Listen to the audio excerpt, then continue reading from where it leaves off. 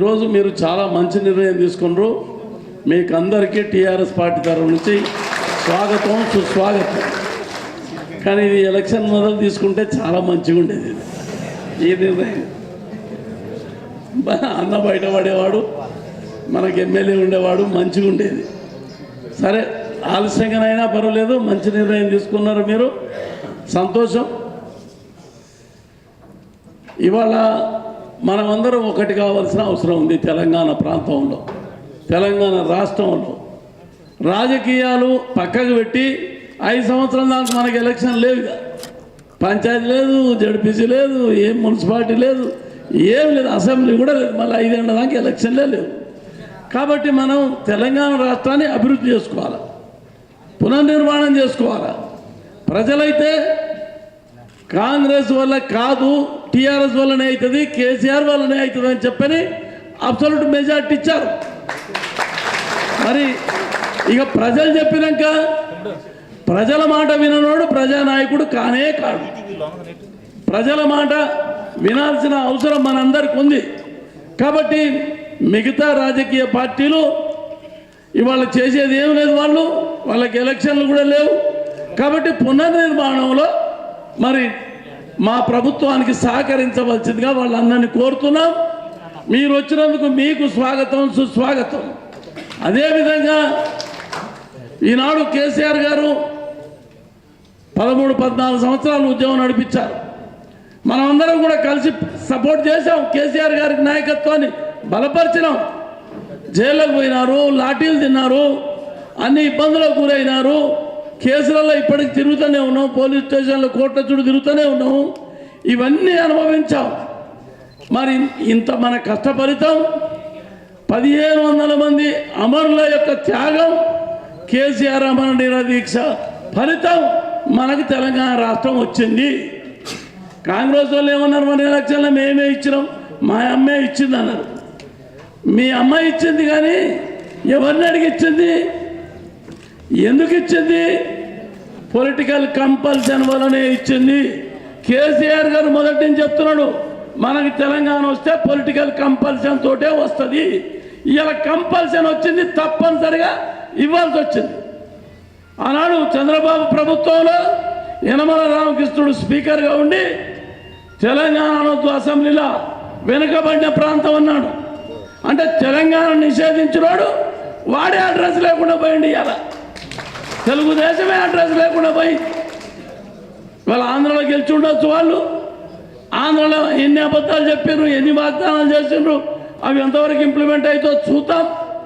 ఏది ఏమైనా ఇవాళ రాష్ట్రం వచ్చినాక కూడా, ప్రజల తీర్పు వచ్చినాక కూడా అడుగడుగున చంద్రబాబు అడ్డపడుతున్నాడు. మనకు నీళ్ల విషయంలో మనకి ఇప్పటికి కూడా ఇబ్బంది పెడుతున్నాడు.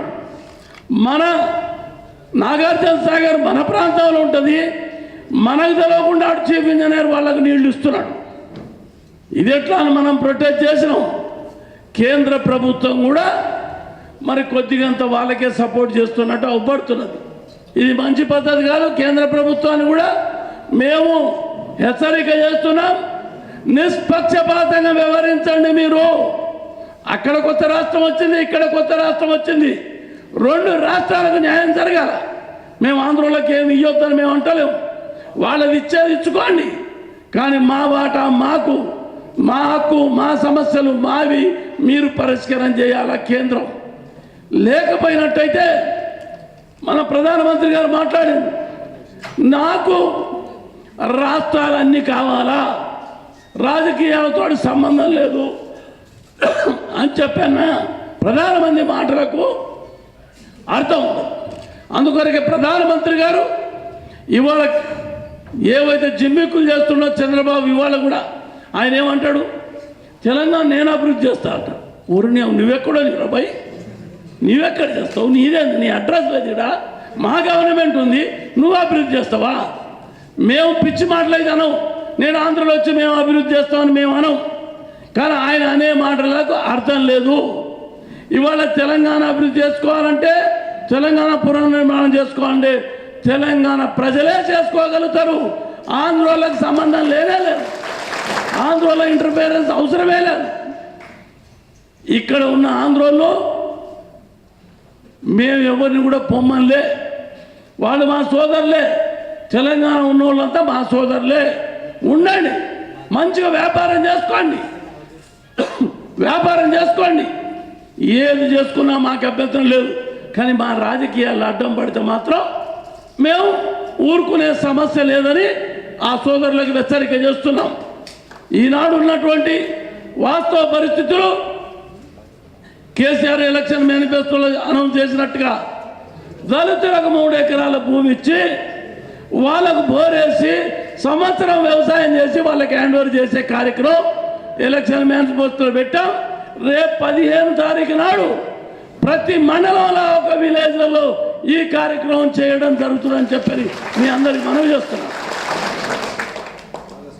అది ఆగస్టు 15, ఈ వచ్చే నెల ఆగస్టు 15కు ఆ కార్యక్రమం ఒక్కొక్క జిల్లాలో, ఒక మండలంలో, ఒక గ్రామంలో ఇది స్టార్ట్ అవుతుంది.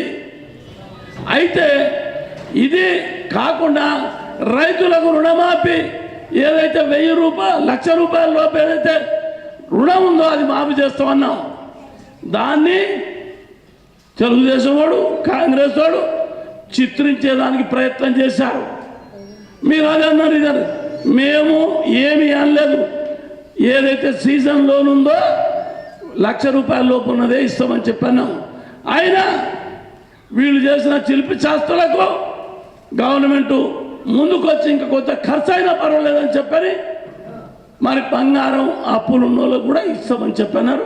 అందరూ కూడా న్యాయం చేస్తామని చెప్పని కేసీఆర్ గారు అసెంబ్లీలో అనౌన్స్ చేశారు. అది అతి తొందరగా ఇంప్లిమెంట్ అవుతుంది. పాలసీల చర్చలు జరుగుతున్నాయి. ఇరిగేషన్ ప్రాజెక్టు, కరెంటు జనరేషన్, అవసరమైతే ఛత్తీస్గఢ్ నుంచి కరెంటు కొనడానికి ప్రయత్నాలు జరుగుతున్నాయి. బెంగళూరు తోటి, మా కర్ణాటక ప్రభుత్వంతో కూడా చర్చలు జరుగుతున్నాయి. ఎక్కడ అవైలబుల్ ఉంటే అక్కడ కరెంటు కొని రైతుల కష్టం కాకుండా ప్రయత్నం చేయడం జరుగుతుంది.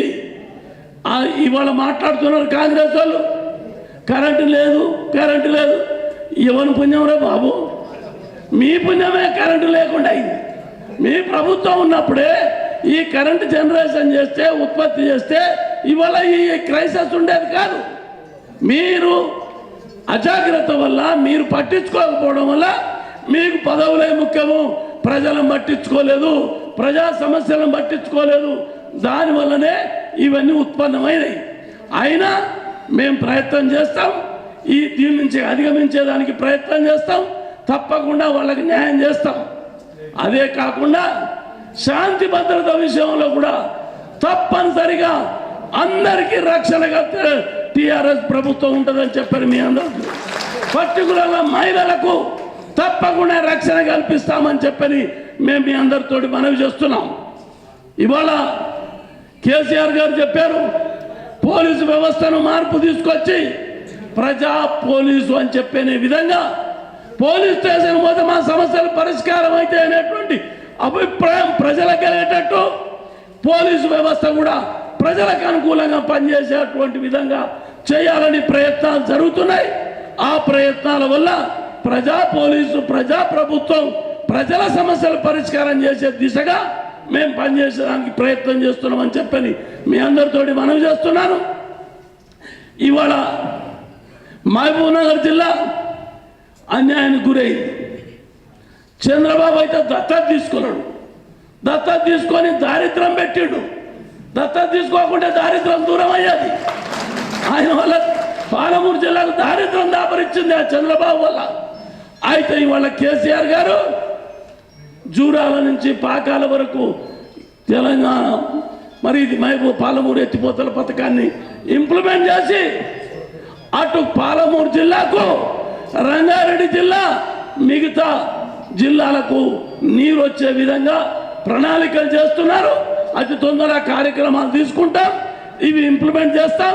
పాలమూరు ప్రతి అంగుళం నీరు వారేటువంటి విధంగా 1,00,000 ఎకరాలకు మీకు సౌకర్యం కల్పించే విధంగా టీఆర్ఎస్ ప్రభుత్వం చేస్తుందని చెప్పని మీ అందరికి మనవి చేస్తున్నాను. కాబట్టి మీరందరూ టీఆర్ఎస్ ప్రభుత్వానికి సహకరించండి. అందరం కలుస్తాం, మనందరి సమస్యలు పరిష్కారం చేసుకుందాం. పునర్నిర్మాణంలో దేశంలో నెంబర్ 1 స్టేట్ కింద తెలంగాణ రాష్ట్రం వచ్చేటట్టు మనం అందరం కూడా ప్రయత్నం చేద్దామని చెప్పని కోరుతూ మీరు ఏ ఇబ్బందులు ఉన్నారో ఏమి కష్టాలు ఉన్నారో రైతులు ఇలా రైతులకు కరెంటు లేక ఆత్మహత్యలు చేసుకున్నారు, 1000 మంది చచ్చిపోయినారు. ఇప్పుడు ఆ సమస్య లేకుండా రైతులను ఆదుకునేదానికి అవసరం 24 గంటలు సంవత్సరం తర్వాత 24 గంటలు మీకు కరెంట్ ఇచ్చేదానికి టీఆర్ఎస్ ప్రభుత్వం కృషి చేస్తుందని చెప్పని నేను మీ అందరికీ మనవి చేస్తున్నాను. ఆ విధంగా అన్ని కార్యక్రమాలు తీసుకొని సంక్షేమ కార్యక్రమాలు తీసుకొని వికలాంగులకు వితంతువులకు ముసలి వాళ్లకు పెన్షన్ ఇచ్చేటువంటి కార్యక్రమం ఎప్పుడు కూడా లేనటువంటి విధంగా 200 ఉన్నది 1000 రూపాయలు, 500 ఉన్నది 1500, ఈ విధంగా మరి వెల్ఫేర్ స్కీమ్లలో కూడా ఇంప్లిమెంట్ చేసి మీకందరికి కూడా అన్ని విధాల సౌకర్యం కలిగించేదానికి మా కేసీఆర్ గారి నాయకత్వం కింద మనమందరం కూడా కలిసి పనిచేసి తెలంగాణ రాష్ట్రం ఈ దేశంలో నెంబర్ 1 స్టేట్ కింద అయ్యేటట్టు చేసేదానికి మా కృషి జరుగుతుంది. ఆ కృషిలో భాగంగా మేమందరం మరి సైనికుల్లాగా మేమందరం కలిసి పనిచేసి మన బంగారు తెలంగాణ నిర్మించుకుందామని చెప్పని కోరుతూ నేను సెలవు తీసుకుంటాను. ధన్యవాదాలు.